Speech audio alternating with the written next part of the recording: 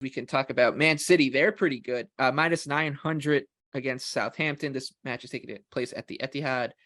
Saints plus 1800, 18-1. The draw is 8-1.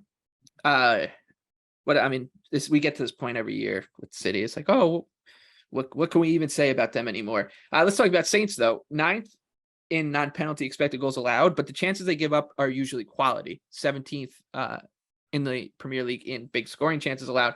And you saw in their loss to Everton, I think, kind of the issue, right? They're pretty easy to bully in their own box. Like they're not gonna be like this robust team around the 6-yard box. I think everyone is pretty high on Bella Kotchep as a young, promising center back, but he's got some ways to go. He'll get there, and I think that's the kind of the case with this whole team. The spine just isn't tough enough, and I think a lot of that is Romeu not being around. Like that's a guy who was just really hard to play against. Like you didn't want to go up against that guy in the middle of the pitch.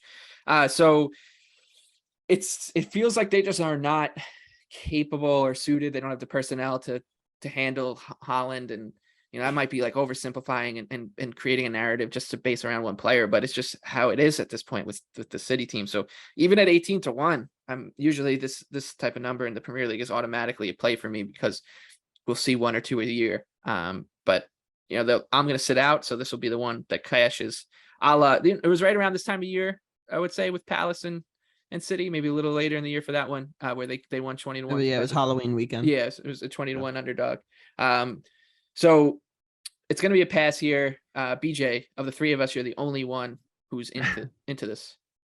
Yeah, I think both teams score no is kind of cheap at minus 125. Who cares about the City offense? Yeah, they'll probably score 4 or 5 here, but the Southampton offense really hasn't been that good. They obviously just created over 2 expected goals against Everton, but I mean, they're still at 1.05 non-penalty per 90. They've only created 7 big scoring chances in 8 matches. They only have a little over 6 expected goals from open play. The problem is they just don't have a consistent goal scoring threat. Like nobody on the team has scored more than 2 goals. Che Adams and Adam Armstrong are both averaging under 0.3 XG per 90. And maybe the most concerning thing in terms of this match is that they are the worst team in the Premier League at playing through pressure. They're dead last in offensive passes per defensive action. And the City defense, I mean, only 4.9 expected goals allowed in 8 matches. Like if you remove penalties, the only team that's created more than 1 expected goal against them was Newcastle. So this defense has continued to just be one of the best in the world. Because maybe if some teams have leaked through and got some goals. So both teams to score no, minus 125. I think is a tad too cheap for how bad this Southampton offense is, and the fact they're not going to be able to play through pressure against City.